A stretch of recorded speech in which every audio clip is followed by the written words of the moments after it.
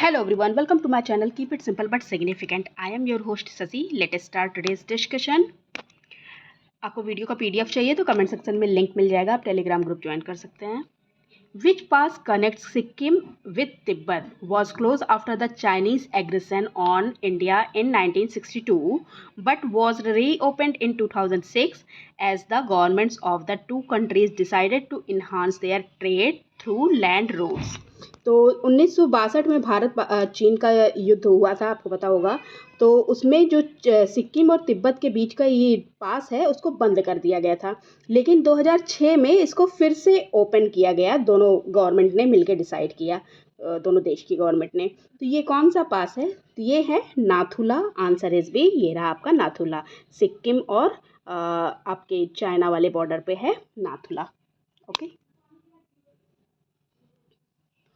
Wind erosion are found in which of the following places of India? Wind erosion कहाँ पे हमको देखने के मिलता है? तो ये देखिए, राजस्थान, हरियाणा, पंजाब, इसके अलावा आपको गुजरात, मध्य प्रदेश, इन सब जगहों पे देखने को मिलता है. तो इसमें आंसर होगा all of the above. Answer is D. Which among the following matches of regions and their states are correct? Reason दिया गया है, उनका स्टेट दिया गया है, कौन सा करेक्ट है? तो बुंदेलखंड आपके मध्य प्रदेश में है, बिल्कुल सही. कुतनाद आपके केरला में है, राढ़ आपके वेस्ट बंगाल में है, और सौराष्ट्र गुजरात में. बिल्कुल सही. चार के चारों ही सही हैं. So the answer is D. 1, 2, 3 and 4. Which among the following is the capital of West Sikkim? Sikkim, West Sikkim का कैपिटल पूछ रहा है. तो Sikkim has 4 district: East Sikkim, West Sikkim, North Sikkim और साउथ सिक्किम. ओके. तो जो गंगटोक है वो ओवरऑल कैपिटल है सिक्किम की. ओके. लेकिन बाकी ये जो 4 डिस्ट्रिक्ट हैं उनकी भी कैपिटल्स हैं. और आपके वेस्ट सिक्किम की जो कैपिटल है वो है Gyalshing. Answer is A. In which of the following grouping of the states of India is rubber grown on a commercial scale? कौन से स्टेट में रबर ग्रो होता है कमर्शियल स्केल पे? तो ये कौन कौन सा है? तो ये है केरल, तमिलनाडु और कर्नाटका. केरल में है, केरल में जो होता है वो 90%, इंडिया में जो 90% रबर ग्रो होता है वो केरल में होता है. उसके बाद आपका कर्नाटका, तमिलनाडु ये भी ग्रो करते हैं कमर्शियल स्केल पर. Consider the following statement. Chikmagalur is well known for sugar production. Mandya is well known for coffee producing. इसमें करेक्ट स्टेटमेंट पूछा है. देखिए, चिकमागलूर जो है ये शुगर प्रोडक्शन के लिए फेमस नहीं है, ये आपके कॉफ़ी प्रोडक्शन के लिए फेमस है. ओके. तो ये स्टेटमेंट आपका गलत हो गया. Mandya is well known for coffee producing, ये भी स्टेटमेंट गलत है, क्योंकि मंड्या जो फेमस है ना वो है शुगर एंड पेपर प्रोडक्शन के लिए. तो ये दोनों ही स्टेटमेंट गलत है. तो इसमें आंसर है D. Neither 1 not 2. Natural vegetation refers to what? Natural vegetation क्या रिफर करता है? तो ये है a plant community that has been left undisturb over a long time. Long time से अनडिस्टर्ब है जो प्लांट वेजिटेशन, उसको कहते हैं natural vegetation. The odd product out of the following is what? जो ये प्रोडक्ट्स दिए गए हैं इनमें से ऑड कौन सा है?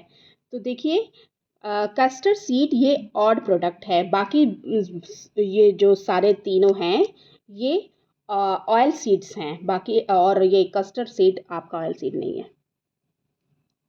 What do you understand by the word regur? किस वर्ड रेगुर से क्या आप अंडरस्टैंड करते हैं? तो ये है black soil found in the Deccan. Answer is A. Black soil found in the Deccan is known as regur soil, और ये ब्लैक कलर होता है, आइडियल होता है ग्रोइंग कॉटन के लिए. Social forestry is what? Social forestry क्या होता है? तो growing and managing useful plants on public land. Public land पे मैनेज करना, ग्रो करना यूजफुल प्लांट, इसको कहा जाता है social forestry. Where is India's most prized tree grown? India का मोस्ट प्राइज टी कौन सा है? तो ये कहाँ पे ग्रो होता है? तो ये दार्जिलिंग में ग्रो होता है और यहाँ पे 1 लाख पर केजी पे मिलता है। ये जो आपका टी है, टी का जो प्रोडक्शन है। Okay. Sucrose content in sugarcane decrease. Sucrose content जो शुगर केन में है डिक्रीज होता है, इसका रीज़न पूछ रहा है। तो ये if high rainfall occurs during the period of growth of the plant. जब प्लांट की ग्रोथ का पीरियड होता है तो हाई रेनफॉल हो जाती है, तो क्या होता है? शुगर कंटेंट डिक्रीज होता है, शुगर केन में शुगर कंटेंट डिक्रीज हो जाता है। Which of the following forms of coal is the oldest? कौन सा कोल जो है जो ओल्डेस्ट है? तो देखिए मेनली 4 टाइप्स के कोल होते हैं। एक होता है पीट, लिग्नाइट, ब्यूटीपिनस एंड एंथ्रासाइट। सब ब्यूटीपिनस भी कुछ वैज्ञानिक मानते हैं, लेकिन वैसे मेनली तो 4 ही होता है। तो इनमें सबसे ओल्डेस्ट पूछ रहा है, तो सबसे ओल्डेस्ट है आपका anthracite. Answer is D. Okay. Dhaulagiri peak in the Himalayan range is located in. Dhaulagiri peak जो हिमालयन रेंज की है कहाँ पे लोकेटेड है? तो ये आपके लोकेटेड है नेपाल में, और ये रहा आपका Dhaulagiri peak. Okay. Dhaulagiri peak is a high point of Dhaulagiri Himal या massif in Nepal. Breaking down of rock in situ is known as what? Rock in situ मतलब इन सीटू मतलब अपने ही घर में, ऑन सीटू जो होता है वो मतलब बाहर जाता है। तो breaking down of rock in situ को कहा जाता है, ये कहा जाता है weathering. Answer is B. Weathering is the break down of rock in situ, that is in the place where they are, जहाँ पे हैं वहीं पे गिर जाएं। Okay. Residual hill in the desert region is known as what? Residual hill जो desert reason में होते हैं उनको कहा जाता है inselberg. Answer is B. Longest mountain range in the world is what? तो लॉन्गेस्ट माउंटेन रेंज वर्ल्ड की है आपकी Andes. Answer is B. Okay. Andes of South America, ये स्ट्रेच करता है लगभग 7,000 किलोमीटर तक, और लॉन्गेस्ट माउंटेन चेन है वर्ल्ड का। Rocks which are formed by the solidification of the lava on the earth surface are what? तो rock जो फॉर्म होते हैं solidification of the lava earth surface पे, उनको कहा जाता है क्या? Basalt. Answer is D. Okay. Basalt जो होते हैं डार्क कलर में होते हैं, फाइन ग्रेन्ड होते हैं, इग्नियस रॉक होते हैं। ओके।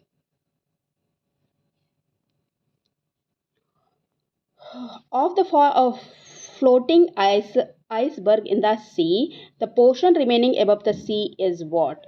तो आइसबर्ग जो होता है सी में जो फ्लोट होता है, तो जो हमें सी के अबव दिखता है वो कितना पार्ट होता है? तो देखिए ये आपका अगर सी लेवल है ये पॉइंट, तो जो ये आपका आइसबर्ग है हमको दिखेगा यहाँ पे इतना, लेकिन वो ज़मीन में होगा कितना? लगभग इतना। तो 1/10 होता है। ओके। 1/10 हमको दिखता है, बाकी का नहीं दिखता है।